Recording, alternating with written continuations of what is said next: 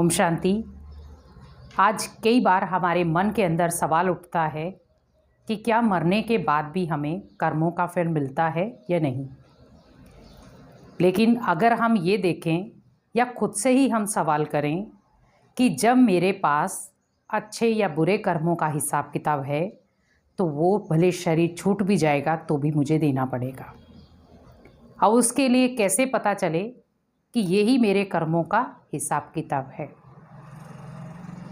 जैसे आपने देखा होगा, बच्चा जब हॉस्पिटल में पहला जन्म लेता है, माँ उसे जन्म देती है।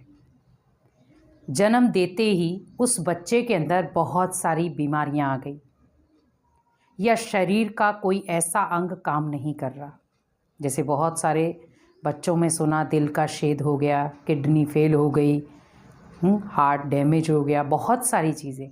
और कई बार बच्चा जन्म लेता है और साथ में शरीर छोड़ देता है। तो आप ये सोचें कि उसने जन्म लिया ही है तो फिर इतने सारे हिसाब किताब कहाँ से आ गए। इसीलिए कहा जाता है कि भले हम कई बार अपने आप को खुद मार लेते हैं, जिसको हम दुनिया में कहते हैं कि उसने आत्महत्या कर ली, लेकिन आपको यहाँ पर एक सत्य चीज़ बताई जाए कि कभी भी आत्मा की हत्या नहीं होती। अगर हत्या होती है तो वो जीव की होती है, इसीलिए उसे जीव घात कहा जाता है। क्योंकि आत्मा हमेशा अजर अमर अविनाशी है, लेकिन शरीर हमारा विनाशी है, नाशवान है। तो उस आत्मा ने अपने शरीर को खत्म किया है, ना कि आत्मा। क्योंकि जैसे वो आत्मा अपने आप को चोट पहुंचाती है तो शरीर खत्म हो जाता है। लेकिन वो सोचे कि मैं इस दुनिया से परे हो जाऊं या अब मेरे पास कोई संकट, कोई परिस्थिति, कोई दुख, कोई अशांति नहीं आएगी, ये गलत है। क्योंकि आप भले अपने शरीर को किसी भी प्रकार का नुकसान पहुंचा ले, लेकिन आपको उसका खामियाजा अगले जन्म में भी भोगना पड़ेगा। इसीलिए कहते भी हैं कि जो भी कर्म करना है वो सोच समझ कर करें। ज़रूरी नहीं है कि उन कर्मों से आपको कोई दंड नहीं मिलने वाला, मिलता है, लेकिन हमें बस ये ध्यान रखना है कि वो कब मिलता है। तो कहीं ना कहीं अगर हमें अपने डर को, अपने अंदर के भय को या चिंता को बाहर निकालना है तो उसके लिए कर्मों की सावधानी बहुत ज़रूरी है। क्योंकि भले हम कितने भी चकाचौंध की दुनिया में रहते हैं, लेकिन अगर हम अपने कर्मों को सही दिशा ना दे पाएँ तो कोई फ़ायदा नहीं है। आज हम भले कितना भी धन कमा लें, लेकिन हमारे कर्म अच्छे ना हों, वो धन भी आपका सही समय पर साथ नहीं देगा। जैसे आपने देखा होगा, कई व्यक्ति इतना धन है उनके पास, लेकिन शरीर में इतनी बीमारियां हैं जो सारा धन शरीर की बीमारियों में ही चला जाता है। इसीलिए कहा जाता है कि अगर हमें अपनी बीमारियों को या शारीरिक संबंधी चीज़ों को चेंज करना है तो पहले मुझे थोड़ा सा अटेंशन रखना है कि मुझे अपने कर्मों को कैसे देखना है या बनाना है। क्योंकि कर्मों का हिसाब किताब न्यारा है, उसका भुगतान भी न्यारा है। आपको नहीं पता चलेगा कि कब उसका हिसाब किताब आपके सामने आ जाएगा। वैसे ही सोचे कि हमने सोच लिया शरीर खत्म मीन्स हमारे कर्मों के हिसाब किताब भी खत्म, नहीं। बस ये चेंज हो जाएगा, आपका बॉडी स्ट्रक्चर चेंज होके दूसरे में चले जाएगा। वहां जाकर के वो दोबारा से आपके कर्मों का हिसाब किताब चालू हो जाएगा।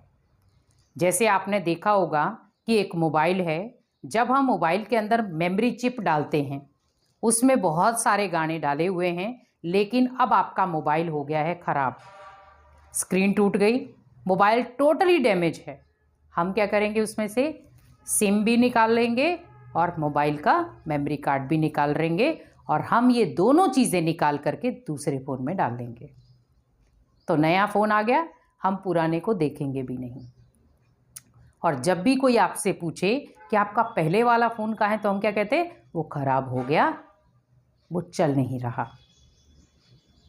तो इसका मतलब आपने उसमें से जो चलने वाली चीज़ें थी, जो मेमोरी कार्ड था या जो आपका सिम था, वो दोनों निकाल लिए गए, तो वो फ़ोन आपके लिए किसी काम का नहीं रहा। लेकिन उन दोनों चीज़ों में ही आपके नंबर भी थे और उन दोनों चीज़ों में ही आपके गीत या कुछ भी जो चीज़ें आपने डाली थी वो सब थी। वैसे ही आत्मा के अंदर भी हमारे बहुत सारी चीज़ें होती हैं।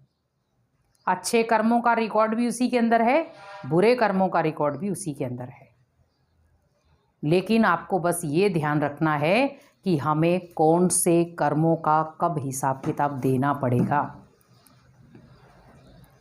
क्योंकि आज सबसे ज़्यादा दुनिया में अगर हम देखें कि अपने से ज़्यादा हम किसी को मायने नहीं रखते, लेकिन अगर हमें अपने आप को पावरफुल बनाना है, कर्मों को श्रेष्ठ बनाना है, तो उसके लिए पहचान होना बहुत ज़रूरी है। और ज़रूरी नहीं है कि आपको हर चीज़ में डर, भय या चिंता ही हो। आप निश्चिंत होकर के अपने कर्मों में बस अटेंशन लाएं। कई बार हम कहते हैं मरने के बाद किसने देखा, जन्म तो आप फिर भी लेंगे। तो फिर आप ये भी कह सकते हैं कि जन्म भी किसने देखा। कई बार आपने सामने के उदाहरण भी देखे होंगे, सुने होंगे कि किसी व्यक्ति ने या किसी बच्चे ने कहा मैं फ़लाने गांव में फ़लाने शहर में जन्मा हूँ, ये मेरे माता पिता थे, ये मेरे भाई बहन थे। बहुत सारी ऐसी चीज़ें देखी। आप सोचिए कि उसने अपना शरीर छोड़ते हुए भी देखा, जन्म लेते हुए भी देखा। तो हमेशा आपको ये ध्यान रखना है कि हमारे जीवन में जो हमने बहुत सारी भ्रांतियां पैदा की हुई हैं, उनको कैसे निकाला जाए। क्योंकि कर्म हमें डराते नहीं है, कर्म हमें सावधानियां देते हैं कि अभी भी आप कुछ अच्छे कर्म कर लो। लेकिन वो अलग बात है, कई बार हम धन को कमाने में इतने बिजी हो जाते हैं कि कर्मों की कमाई ही भूल जाते हैं। लेकिन आपके कर्मों की कमाई ही साथ जाएगी, धन की कमाई यहाँ ही रह जाएगी। आज व्यक्ति जितना भी धन कमा रहा है, आप सोचिए कि वो धन उसके उस समय भी काम नहीं आता जब वो वेंटिलेटर पे है। और हम कई बार कह भी देते हैं कि इतना धन लगाया लेकिन व्यक्ति फिर भी नहीं बच पाया। तो वहाँ पर ना तो डॉक्टर ने साथ दिया, ना धन ने साथ दिया, ना संबंधों ने साथ दिया और ना आपके शरीर ने साथ दिया। लेकिन अगर आपके कार्मिक अकाउंट अच्छे होते तो शायद वो आपको साथ दे देते। दुआएं होती, कई बार हम कहते हैं तो हम सामने वाले को कहते हैं ज़रूर किसी ने इनके लिए दुआएं की होंगी तभी इसकी जान बच गई। क्योंकि कर्मों के साथ साथ दुआएं बहुत ज़रूरी हैं।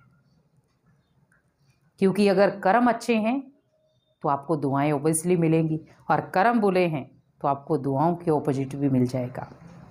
इसीलिए बस इतना अटेंशन रखना है कि हम जो भी कर्म करें वो दुआओं वाला हो, या जो भी कर्म करें वो अच्छा करें, ताकि जब मेरे पास उसका रिजल्ट आए या उसका मुझे हिसाब किताब देना पड़े तो मैं खुशी खुशी दूँ, दर्द भरे सीन में ना दूँ।